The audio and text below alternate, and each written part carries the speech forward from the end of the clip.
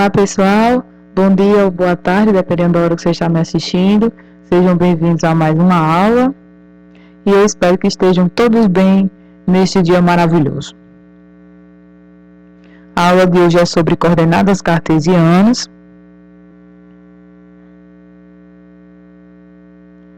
Neste capítulo nós vamos ver coordenadas na reta, valor absoluto, intervalos, plano cartesiano, abscissa e ordenada. Coordenadas cartesianas recebem esse nome por causa do matemático René Descartes. Pode prestar atenção que o finalzinho do nome dele aqui, cartesiano, certo? Nós vamos estudar essas coordenadas na reta e no plano. Na reta, coordenadas na reta, como podemos encontrar ou representar ou determinar um ponto sobre uma reta? Ao traçar uma reta, marcamos um ponto para ser a origem, uma escala de medida e uma orientação. Todo sistema de orientação, todo sistema de marcação de pontos, todo sistema que nos permite encontrar pontos, localizar pontos ou indicar localizações, tem que ter uma origem. Essas três coisas, tem que ter uma origem, tem que ter uma escala de medida e tem que ter uma orientação. No caso, a reta, ela só tem uma única direção, mas nós colocamos aqui a origem, colocamos uma escala de medida. No caso, nós fizemos essa abertura aqui para representar a nossa unidade. Esse tamanho pode variar, eu posso fazer a minha escala de medida considerando 1 em 1 centímetro, como é a régua, ou então de 1 em 1 milímetro, ou de 1 em 1 metro, ou de 1 em 1 polegada e assim por diante. Então, uma escala de medida. A orientação é o seguinte, para a direita do zero, nós temos os positivos, para a esquerda do zero, nós temos os negativos. E segue essa ordem aqui. Quanto mais você andar para a direita, maior o número. Quanto mais você andar para a esquerda, menor o número. Então, desse modo, podemos estabelecer uma relação de correspondência entre o conjunto dos números reais e os pontos da reta R. Então, entendam que nessa reta estão todos os pontos, todos os números do conjunto dos números reais. Mas aqui só estão representados os naturais e os inteiros. Mas entendam que entre o 0 e o 1 tem, por exemplo, 0,5 que está aqui na metade, ou 0,25 que está para cá, ou 3 sobre 2 que está entre 1 e 2. Então, os números inteiros, os racionais e os irracionais estão também dentro dessa reta. O número real corresponde ao ponto o número real correspondente ao ponto denomina-se a abscissa do ponto. Vamos dizer que eu coloque uma letra aqui, uma letra A aqui perto desse 2. Quer dizer, então, que esse ponto que está em cima do 2, representado, por exemplo, com a letra A, faz correspondência ao número real 2. Então, o 2 é chamado de abscissa desse ponto. Quantos números existem entre 2 e 5? Aí depende, se você estiver considerando os números reais, entre 2 e 5 existem infinitos números. Por quê? Porque tem racionais e irracionais aí dentro, e eles são conjuntos infinitos. Agora, se eu disser quantos números naturais existem entre 2 e 5, aí você poderia responder, só tem 2.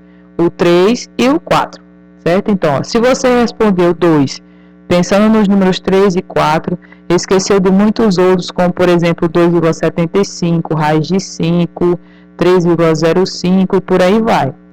Ao considerarmos o conjunto dos reais, podemos dizer que existem infinitos números reais entre dois números quaisquer.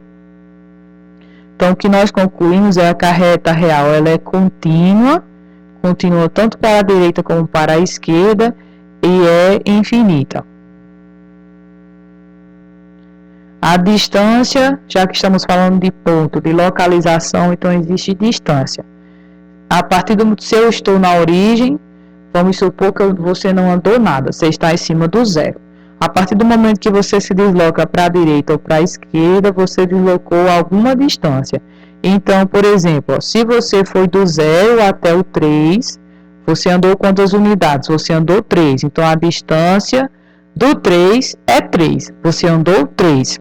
Agora, se você se desloca da origem até o menos 3, você vai dizer que a distância que você andou foi menos 3? Não, porque distância não é negativa.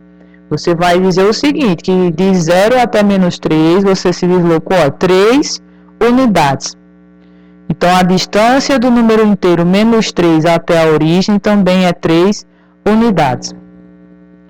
Então, isso nós chamamos de módulo ou chamamos de valor absoluto. Então, quando uma questão perguntar qual é o valor absoluto de um número, ele está perguntando qual é a distância desse número até chegar na origem. Ou a distância que você tem que andar para sair do 0 até chegar nesse número. Então, ó, a distância de mais 4 é 4. E a distância de menos 4 até 4 também é a origem. Até a origem também é 4. Aí, para representar o valor absoluto de um número, nós colocamos essas duas barrinhas aqui, ó. Valor absoluto, lembre-se, é a distância. É a distância desse número até chegar na origem. Então, se esse número for positivo, for 4, 2, 3, 5, for positivo, a distância é ele mesmo. Agora, se for negativo, lembre-se que você tem que mudar o sinal, porque a distância só pode ser positivo. Então, ó, exemplo. Qual é o módulo de mais 2? É 2. Qual é o módulo ou o valor absoluto de menos 7? É 7, porque a distância de menos 7 até chegar no 0 é 7. Qual o módulo de menos 1/3? 1/3 também. Intervalos. Quando queremos representar subconjuntos dos números reais, agora veja, você não quer mais representar um único ponto, marcar um único ponto na reta. Você quer marcar um subconjunto, no caso, entenda, é um trecho do conjunto, é uma parte do conjunto. Você quer representar um subconjunto dos números reais. Aí, então não é mais um ponto, é um subconjunto de pontos que você quer representar. Utilizamos desigualdades denominados intervalos. Observe os intervalos, né, subconjunto dos números reais exemplificados a seguir e em suas diferentes formas de representação. Então, entendam, tem a parte escrita e tem a parte representada. Então, se eu digo, por exemplo, você tem que representar números reais maiores que 5. Representa esse conjunto de números reais com alguma letra. Por exemplo, já que é abscissa, então vamos usar x. E maiores que 5, então você vai escrever x maior que 5. Então, aqui nós lemos o seguinte, ó. X pertence aos reais, tal que, essa barrinha significa tal que x é maior que 5. Então, esse aqui por escrito é o intervalo por escrito que representa todos os números reais maiores que 5. Ou eu posso escrever assim, ó, que ele começa do 5 e continua infinitamente. Então, eu coloco aqui o símbolo do infinito. E o colchete é direcionado na outra direção. E aqui representado na reta, eu coloco o 5, marco 5 e destaco de alguma forma a parte da reta que está depois dele, já que eu quero os maiores que 5. Números reais maiores ou iguais a 5. Aí eu já vou colocar x maior que 5 e incluir o igual. Perceba a diferença desse para esse na representação. Quando o ponto está incluso, a gente destaca ele também.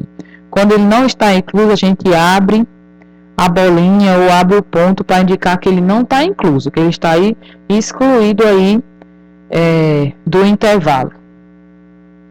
E quando ele está incluso, ó, perceba que o colchete ele fica fechado. Imagine que você quer uma janela. Se o ponto faz parte, você fecha a janela.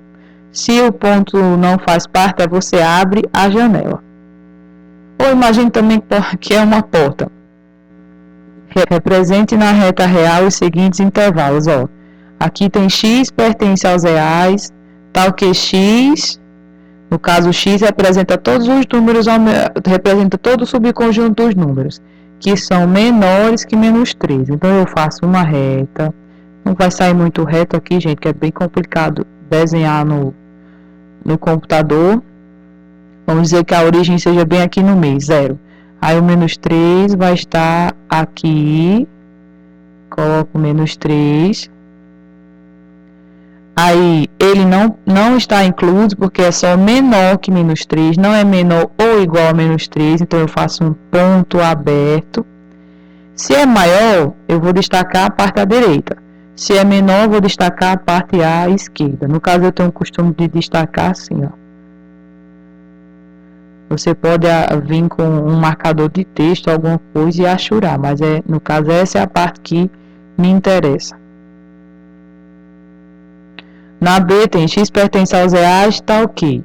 Menos 2 é menor que x, é menor que 4. Veja só, esse conjunto começa no menos 2 e vai até o 4.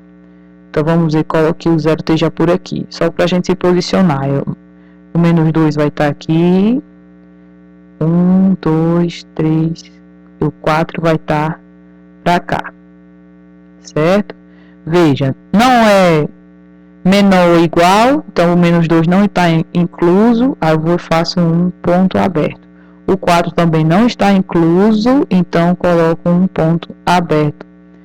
Se x está entre menos 2 e 4, eu vou destaco a parte da reta que está entre menos 2 e 4.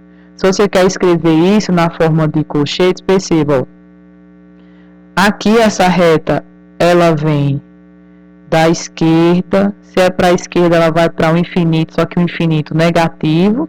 Então eu escrevo assim, ó, que ela vem de menos infinito e vai até o menos 3.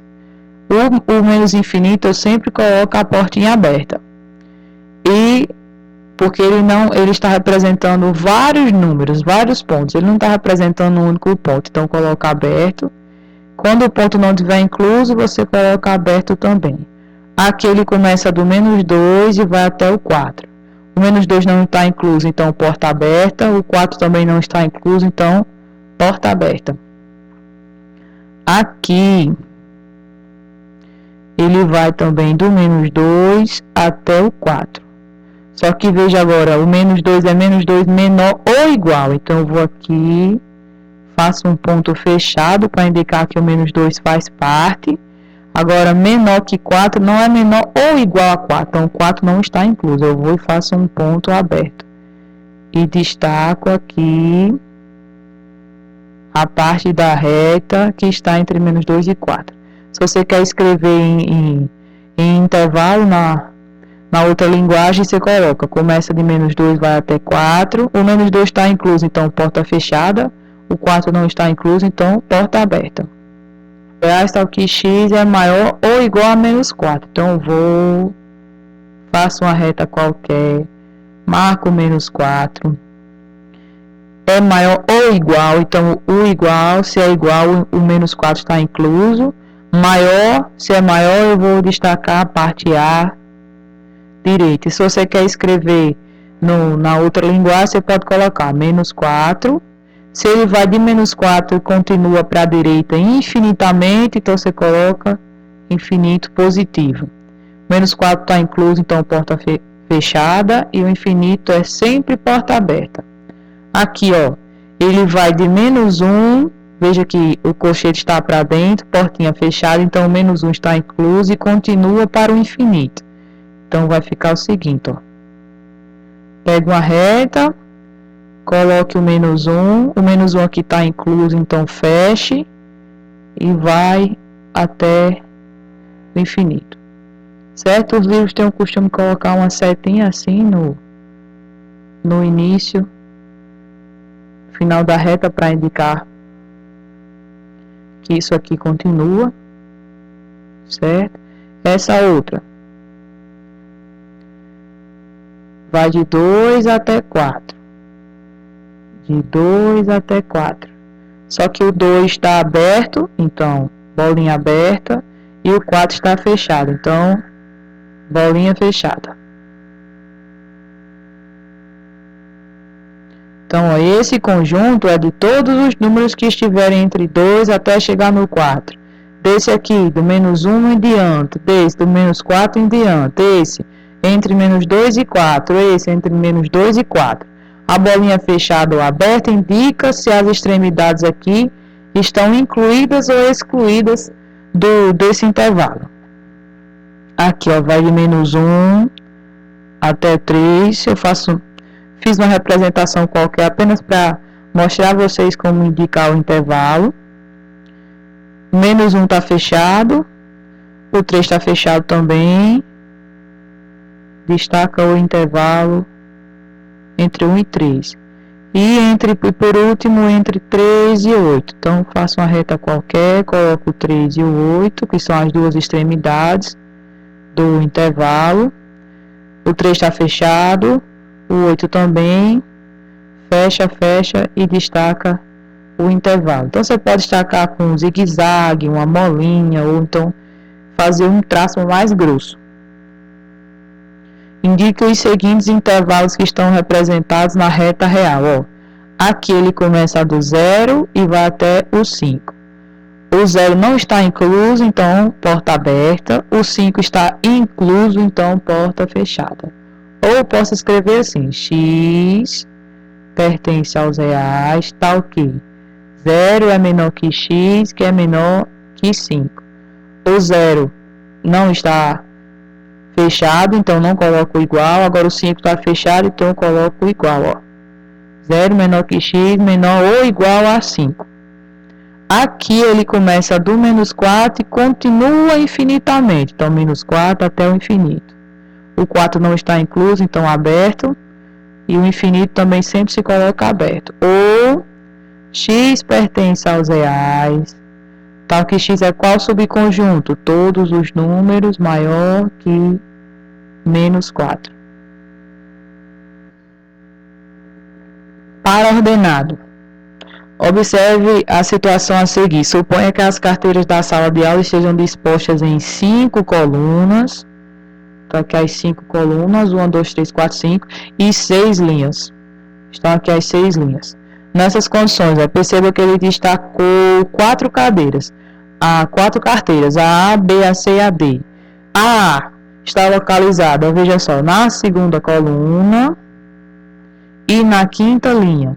Posso indicar aqui entre parênteses, ó, 2 e 5, respectivamente.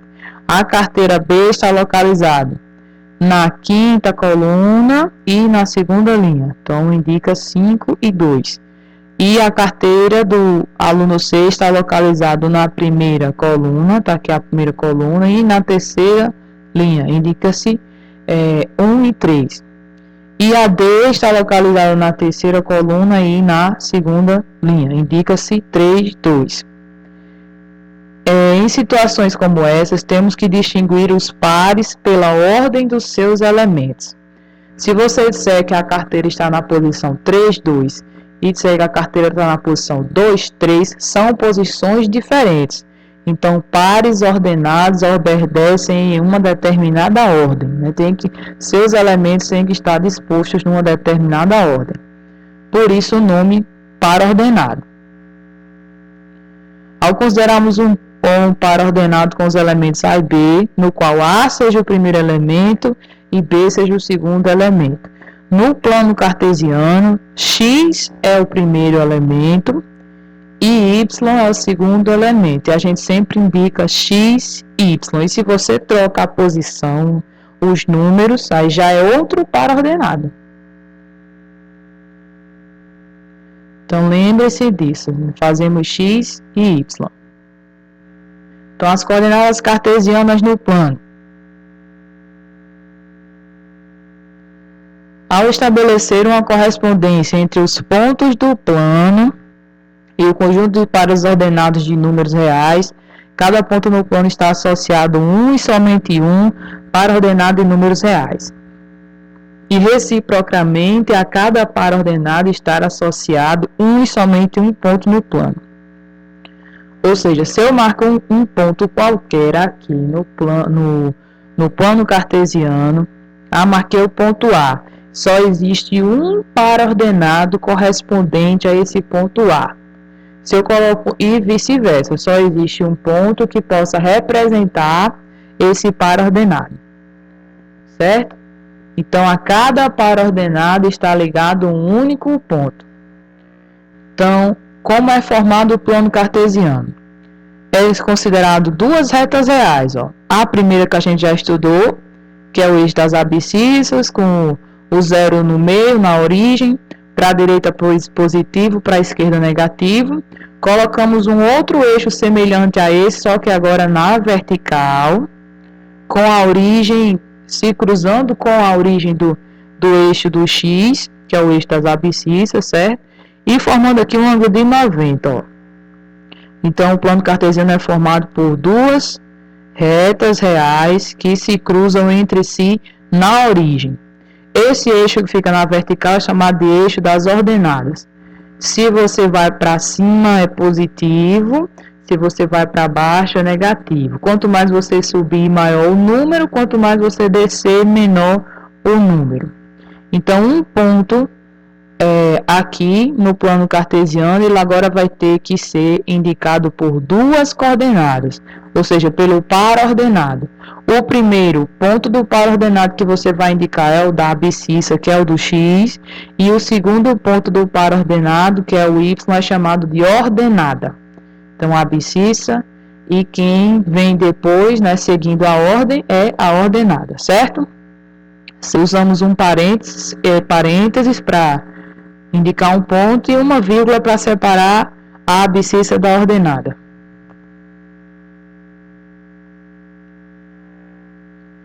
Então, o ponto O, que a gente costuma usar, tem aluno que lê o ponto zero, mas é o ponto O, é o ponto na origem, que fica em cima do zero. Ele tem abscissa e ordenadas nulas. Localize no plano cartesiano os seguintes pontos. Aí, cada um tem um raciocínio diferente para localizar. Eu sempre penso o seguinte, ó. É X e Y. Sempre tenho que ver quem é X primeiro e depois quem é Y. Então, veja só. O A, eu posso falar o seguinte, que ele andou 2 em X, eu vou aqui, ó, tô na origem. Sempre se posiciona na origem. Vou andar 2 em X, tô aqui. Depois em Y, ele andou menos 3, quer dizer que ele tem que descer 3. Então, eu vou aqui e desço 3, ó, desci 3. Então, o ponto A tá aqui, ó.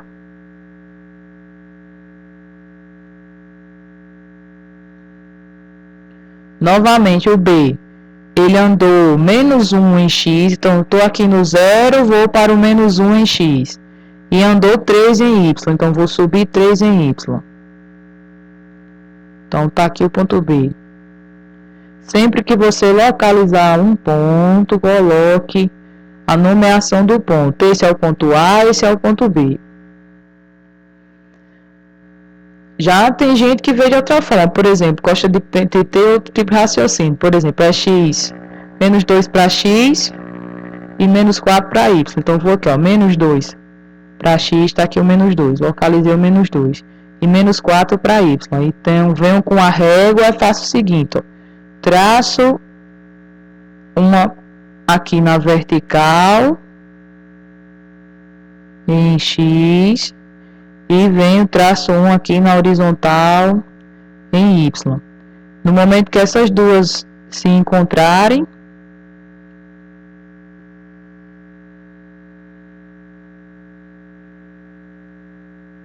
nós vamos encontrar o ponto. Aí esse aqui é o ponto D, certo? Então ele localiza quem é o X, quem é o Y, aí traça uma na vertical, pega no X, traça na vertical, pega no Y, traça na horizontal. Aí no momento que esses dois pontos se encontrarem, aí nós temos o ponto localizado. O ponto C, ó, em X ele permaneceu na origem, já que está 0, aqui no X. E o Y está 2, quer dizer que eu vou, em Y, vou andar 2. Então, estou no 0 no X e andei 2 no Y. Está aqui o ponto C. E E o ponto E, ó, vamos andar 3 em x. Anda 3 em x, está aqui. E 0 em y quer dizer que eu nem vou subir, nem vou descer. Vou continuar aqui. Então, parou aqui. Esse é o ponto E. Os eixos x e y determinam 4 ângulos, cujos interiores são denominados quadrantes. Então, aqui forma 90, aqui forma 90, aqui forma 90, aqui forma 90, já que essa reta é perpendicular a essa. Então, veja, esse é o primeiro quadrante.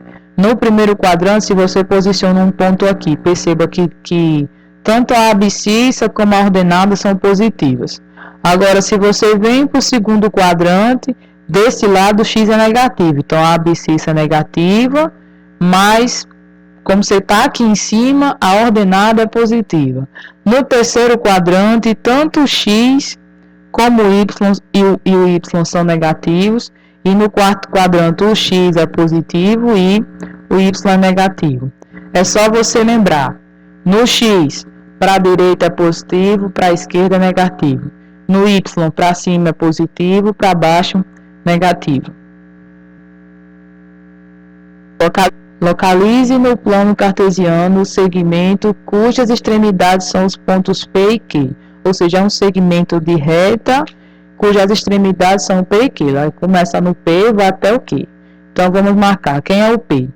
O P... menos 1 para x e 4 para y. Então, vamos lá. Vamos andar menos 1 em x. Está aqui o menos 1 em x, ó. Está aqui. E 4 positivo para y. Vou botar aqui, já que não apareceu. Aqui. Traça as paralelas. Você vem com a régua e traça aqui, ó, paralelo bonitinho. Aí, esse daqui é o ponto P. O ponto Q é 3 para x e 0 para y. Então, eu vou 3 para x, 0 para y, você continua aqui, nem sobe nem desce. Então, tá aqui o ponto Q. Então, o segmento de reta, agora você vai vir com a régua e vai ligar os dois pontos aqui, ó. Vai ligar P, vai de P até Q. Então, está aqui o segmento cujas extremidades são os pontos P e Q. Então, é esse segmento de reta, esse trecho de reta que vai de P até Q. O professor de Márcio construiu uma reta numérica com os pontos 4, menos 2, 0, 10 sobre 3. Mas Márcio não conseguiu marcar os pontos. Complete a reta numérica do Márcio, marcando todos os pontos que o professor dele havia marcado. Então, vamos lá. 4, ponto 4, vamos fazer assim, ó. Esse é o ponto A, B, C e D. Ponto A igual a 4, então eu vou aqui, marco A. B é igual a menos 2, eu vou aqui, coloco B.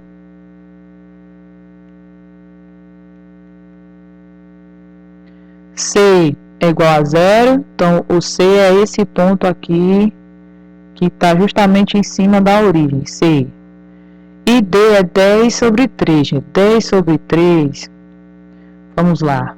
Por que eu tenho que fazer essa divisão? Para você saber mais ou menos quanto é que dá para você se posicionar aqui. Vai estar entre quem? Vai estar entre 1 e 2, entre 2 e 3, entre 3 e 4. Eu sei que é positivo, porque não tem nenhum sinal aqui. Então, eu sei que vai estar em algum ponto aqui. Então, dá 3, que dá 9, sobra 1, 0, aí dá 3. Pronto, a gente já deu para identificar que vai dar uma dízima. Dá 3,3333. Aonde é que eu vou posicionar 3,333? Entre 3 e 4, perceba. Se eu fosse marcar 3,5, seria para cá. Ou então faço, ó. Deixa eu ver, 1, 2, 3, 4, 5, 6, 7, 8, 9, 10. Pronto. Dividir essa unidade entre 3 e 4 em 10. Se eu quero 3,3, então, ó, 1, 2, 3. Então, vai estar mais ou menos por aqui. Vai estar o ponto 10 sobre 3. Então, venho aqui e marco o ponto D. Veja os pontos a seguir e os localize no plano cartesiano. Qual é o formato das figuras? A, B, C, D, E, F, G, H, A, F, B, B, G, H, C, H, T, I, T, E, H. Vamos lá, marcando A. A é menos 2 para X e menos 2 para Y. Está aqui o ponto A. B é 2 para X, 2 para X e menos 2 para Y. Está aqui o ponto B. C é 2 para X e 2 para Y. Então, está aqui o ponto C. D é menos 2 para X, então menos 2 para X e 2 para Y. Então, está aqui o ponto D. O E é menos 4 para X, então anda menos 4 em X, está aqui, e 0 em Y. Então, quer dizer que eu não saio mais daqui, continuo aqui. Está aqui o ponto E. F, 0 para X, então fico aqui no X, e menos 4 para Y. Então, desço menos 4 em Y. Então, está aqui o ponto F. G, 4 para X, anda 4 em X. 4 para X, andei 4 em X. E 0 para Y, então nem subo nem desço, continuo aqui. Esse é o G. E H é 0 para X, então fico aqui, 0 para X. E 4 para Y, subo 4 em Y, está aqui o ponto H. Ele quer saber agora, gente, qual é o formato dessas figuras aqui, ó. Se eu ligar A, B, C e D, A, B, C e D, que figura vai dar aqui, ó? Um quadrado. Então, A, B, C e D vai formar um quadrado. Se eu ligar os pontos E, F, G, H, E, F, G, H, ó. Se você inclinar a cabeça, você já vê um quadrado. Mas, no caso, na posição que está aqui, dá um losango. Ou você pode responder um quadrado também. A, F, B. A, F, B. A, F, B dá um triângulo. E eu sei que vai dar um triângulo isósceles, porque a distância daqui para cá é igual a distância daqui para cá. Então, ele vai acabar tendo dois lados iguais. Então, dá um triângulo. E um triângulo isósceles. BGC. BGC. Também um triângulo isósceles. CHD. Também um triângulo isósceles. E DEA também um triângulo isósceles. Um triângulo é desenhado marcando-se os pontos A, B e C no plano cartesiano. O triângulo A', B', C' é simétrico ao triângulo ABC em relação ao eixo Y. Ó, simetria é só você lembrar de um espelho, ó. Se eu tenho um ponto aqui,